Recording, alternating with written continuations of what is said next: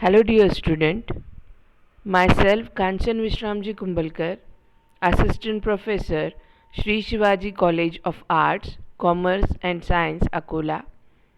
This is our 6th lecture on Thermoanalytical Method, Unit 1st.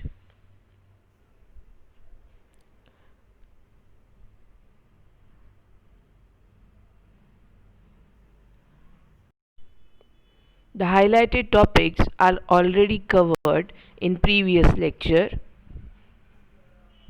In this lecture, we will discuss with differential thermal analysis, characterization of DTA curves, and representative example of DTA curve. Now, what is meant by DTA? DTA is known as the differential thermal analysis. Differential means we are comparing two compounds. One is sample and second is the reference compound. When we comparing the temperature change between these two, that is sample and the reference compound, and its thermal analysis is known as the DTA, that is differential thermal analysis. In a previous lecture, we discussed about a simple TG and DTG. But in that case, there is no any reference compound has been taken. But in a differential thermal analysis, we took a one sample and comparatively we take a reference compound parallelly, and both are heated at a constant rate of temperature. So, in differential thermal analysis, that is DTA, the heat absorbed or emitted by a system is observed by measuring the temperature difference between that system, means the sample, and an inert reference compound. Usually alumina, silicon carbide or glass beads are used as a reference compound, as the temperature of both are increased at a constant rate. So let's check out what is the differential thermal analysis. This is the overall basic principle of the DTA. If the sample does not undergo any physical or chemical change, then there is no temperature difference between the sample S and reference R. If, however, a physical or chemical change that takes place, then the temperature of sample will be different from that of the reference, resulting in a temperature difference, that is delta T. So basically, what is the basic concept for the DTA?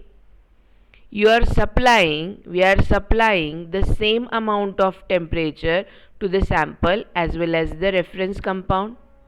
But if there is no physical or chemical changes takes place at that particular temperature, there is no any peak has been observed there.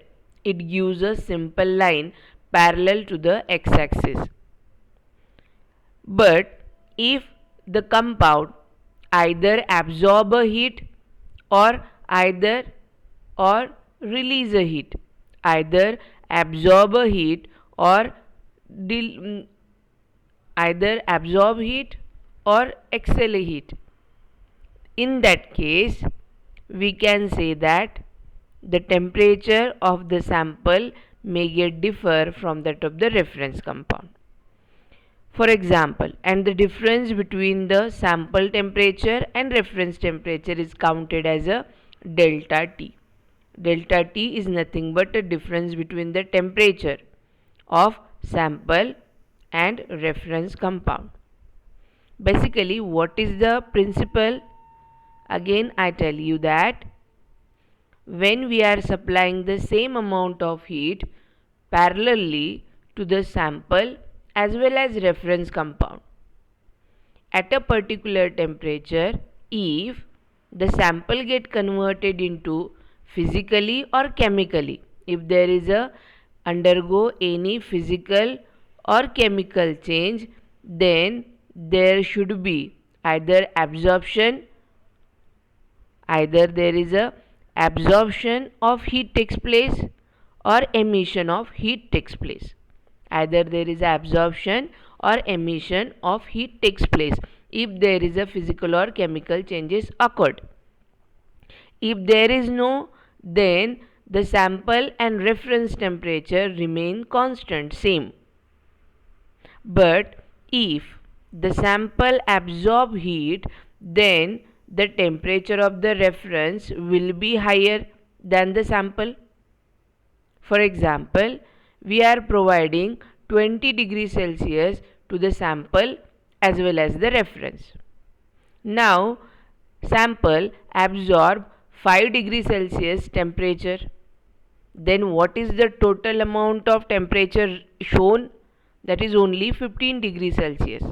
But we are providing 20 degrees Celsius, then reference showing 20 degrees Celsius, but because of sample absorb 5 degrees Celsius during that reaction, hence the overall temperature of sample is remain 15 degrees Celsius, means it absorb the temperature, means it absorb the heat at that particular temperature, means the temperature of sample is considered as the lower when it absorb the heat.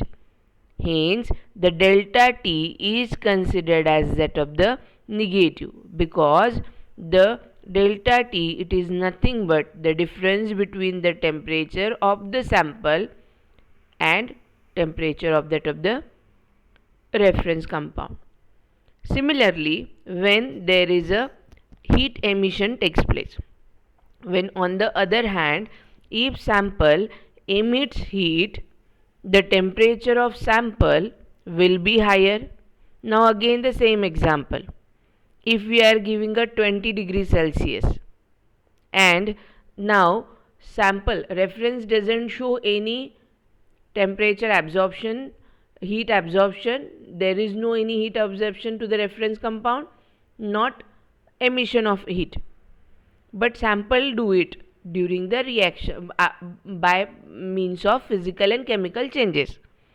Now suppose we apply 20 degrees Celsius to both sample as well as reference.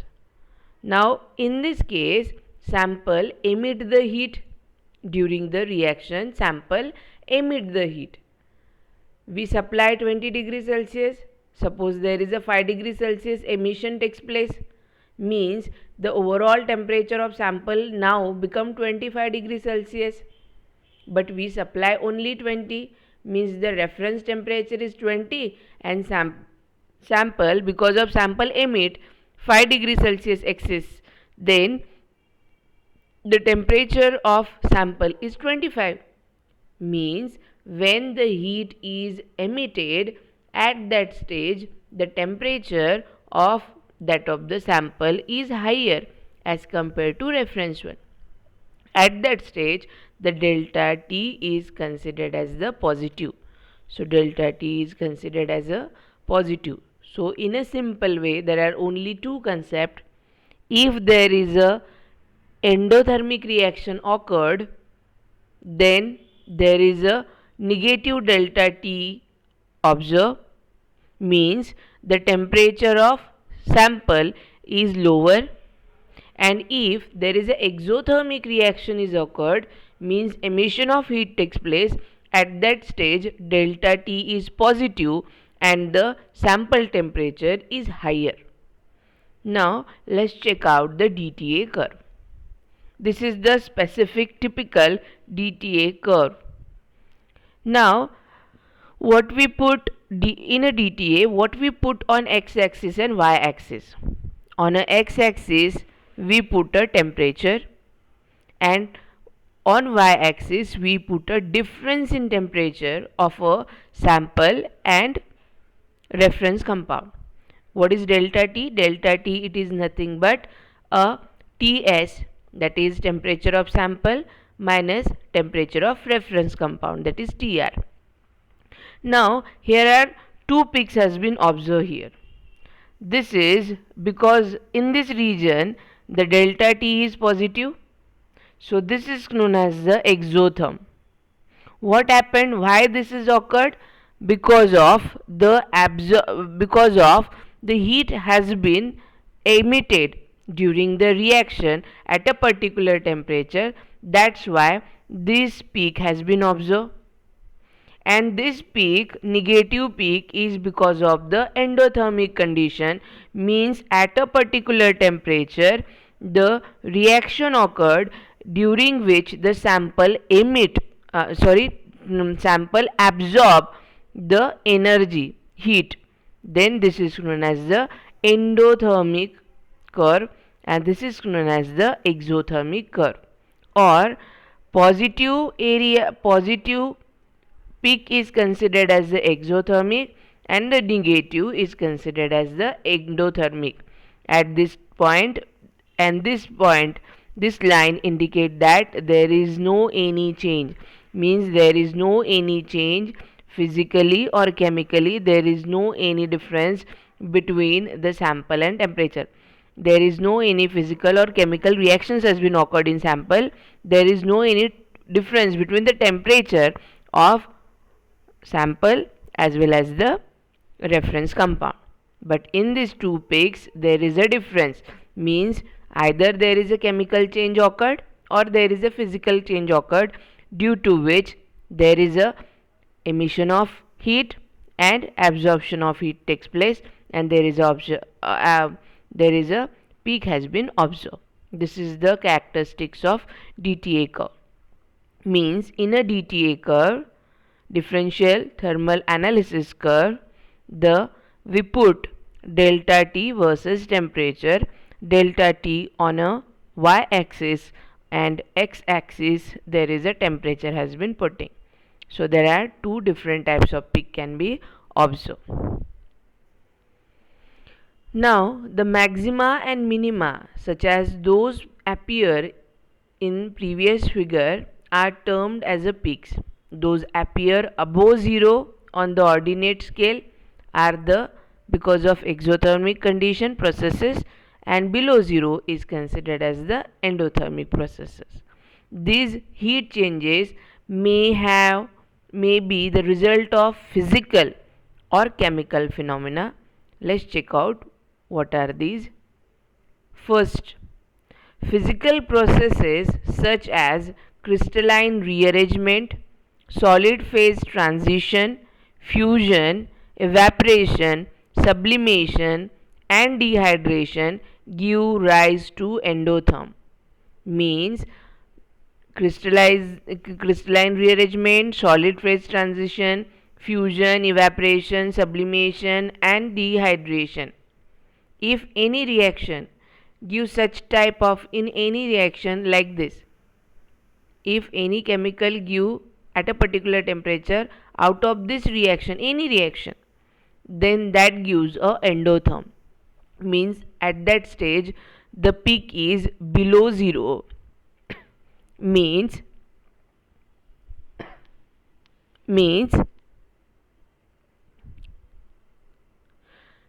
the delta T versus temperature showing a endothermic peak, means the delta T having a negative value. Second point, physical processes like adsorption, crystallization is a exothermic, means it gives a positive peak. Delta T is positive. In the third point is chemical reaction can give rise exothermic or endothermic depend on chemical reaction. But oxidation reactions however gives rise exotherms only. Means if any reaction which is oxidation, if it is occurred in between any temperature range, then it always give a exothermic peak in a DTA. So the delta T is always positive for a oxidation reaction.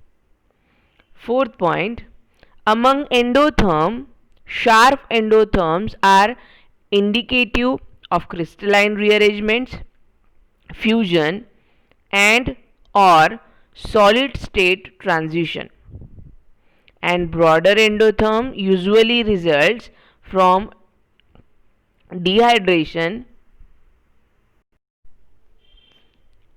or melting of polymers. Fifth point, among exotherms, narrow exotherm indicate crystallization while broad exotherm denotes chemical reactions or polymerization. Means in short, what is the reason behind DTA curve? There are only two. First one is the physical changes or chemical changes. So that physical, because of the physical changes and chemical changes, there are two types of curve can be observed. First one is the endotherm and second one is the exotherm. Endotherm may be sharp or endotherm may be broad. Similarly, exotherm may be narrow and it can also be broad. So it has been typically identified on the basis of what kind of exotherm or endotherm has been observed in a DTA curve. On that basis, you can predict what kind of reaction has been occurred in that particular temperature range. So this is the significance, 5 significance regarding the, means it can be considered as the reading of your DTA graph. Now this is the example, first example. This is the representative example of DTA curve showing a sulfur curve. Now in this sulfur curve there are 4 different peaks has been observed. First is at a 113, second one is at a 124 degrees Celsius, third one 179 degrees Celsius, and fourth one, which is sharp, is at a 446 degrees Celsius. Now all are the endotherms because that is below, they are below the zero line, they are present in a negative sense, means the delta T is negative, it is a endotherm. Now what they predict? The first curve, that is 113 degrees Celsius, it is a solid phase changes. We know that sulfur present in a two solid allotrope. First one is the monoclinic and second one is the rhombic. That are the format of crystal, basic unit. So sulfur exists in two allotropes to morph two types of crystal. One is rhombic crystal and second one is the monoclinic crystal. Both are the solid forms of that of the sulfur. At 113 degrees Celsius, the rhombic form get converted into the monoclinic. Actually, at a 113 degrees Celsius, solid sulfur get converted into solid sulfur, but there is no any solid phase doesn't change, but there is a allotropes has been changed, means at a 113 degrees Celsius the rhombic sulfur get converted into the monoclinic sulfur. So 113 degrees Celsius it is indicate the solid phase change. Next one is the 124 degrees Celsius. It indicate the melting of sulfur, that is solid sulfur get converted into the liquid phase, means at a 124 degrees Celsius solid sulfur melt into the liquid sulfur. Third point, third peak is interesting. At a 179 degrees Celsius there are liquid form transition takes place.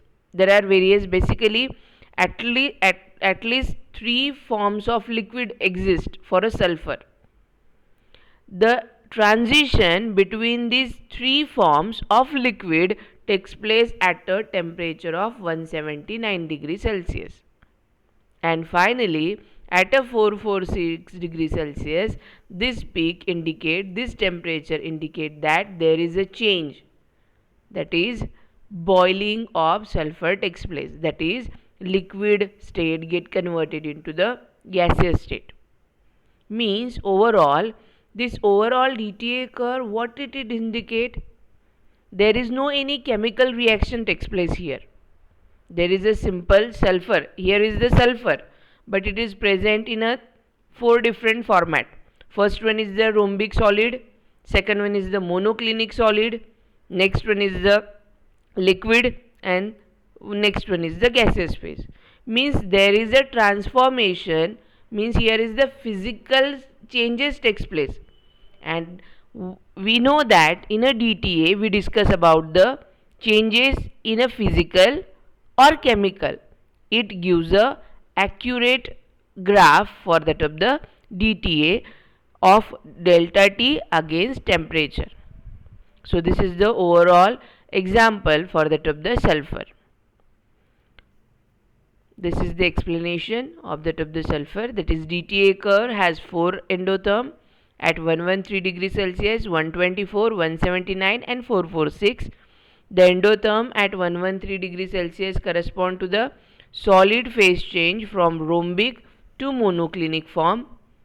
Next, 124 degrees Celsius correspond to the melting point of sulfur, and 179 degrees Celsius indicate that the transformation of a liquid phase. The liquid sulfur is transformed, involve a transition among these. And the last 446 degrees Celsius indicate the boiling point of sulfur. Now next example is that is of the manganese carbonate. Now this is the typical example of DTA curve. In this case, the manganese carbonate react, and there are 3 reaction occurred. At one peak, 3 peaks has been observed, means there is a 3 different reactions has been occurred. The first peak is observed, which is exotherm, because delta T is positive here, that is occurred at a 400 degrees Celsius. Second peak is at a 550 degrees Celsius, and third peak at a 900, which is also endotherm. Means in a manganese carbonate there are 3 peaks, out of which one is exotherm and 2 is endotherm at a 550 and 900. Now what these peaks indicate? What are the reason behind these peaks? The first peak at a 400 degrees Celsius, it is because of the oxidation. As in a previous point we discussed that significance. So oxidation is always a exothermic conditions, exothermic reaction. So this peak is because of the oxidation of carbon monoxide to the carbon dioxide in a presence of atmospheric air. When we heat a manganese carbonate, then manganese carbonate get converted into MnCO3 get converted into MnO2, manganese oxide, with a liberation of CO, that is carbon monoxide, which get further oxidized in a presence of atmospheric oxygen, and CO2 has been formed. This is the reason behind this exotherm. So this is because of the oxidation of carbon monoxide. The second peak is at a 550 degrees Celsius. That is because of the conversion of MnO2 into the Mn2O3, and at a 900 degrees Celsius the peak, the reason behind this peak is considered as Mn2O3 get converted into Mn3O4 respectively. So this is the reason behind this DTA curve. So let's check out the chemical reaction. Remember, in manganese carbonate MnCO3 there are 3 peaks. One is at a 400 degrees Celsius, second one is as a 550, and third one is the 900 degrees Celsius. The first one is exothermic curve, second and third one is endothermic curve. So what are the chemical reaction occurred? What are the reasons? These are the chemical reaction. In this curve, there are two endotherm 550 and 900 degrees Celsius and one exotherm at a 400 degrees Celsius. This peaks is because of when we heat the manganese carbonate up to the 100 degrees Celsius from room temperature, there are about three different reaction. One total four reaction has been occurred at a different three temperature. At a 400 degrees Celsius, there are successively two reaction takes place. The manganese carbonate get converted into MnO2 manganese oxide with a liberation of CO. At the same temperature, this CO get oxidized in a presence of atmospheric air and get converted into the atmospheric oxygen. In presence of atmospheric oxygen, this CO get converted into the CO2. The reaction is oxidation. Hence, at a 400 degrees Celsius, there is a exothermic peak has been observed.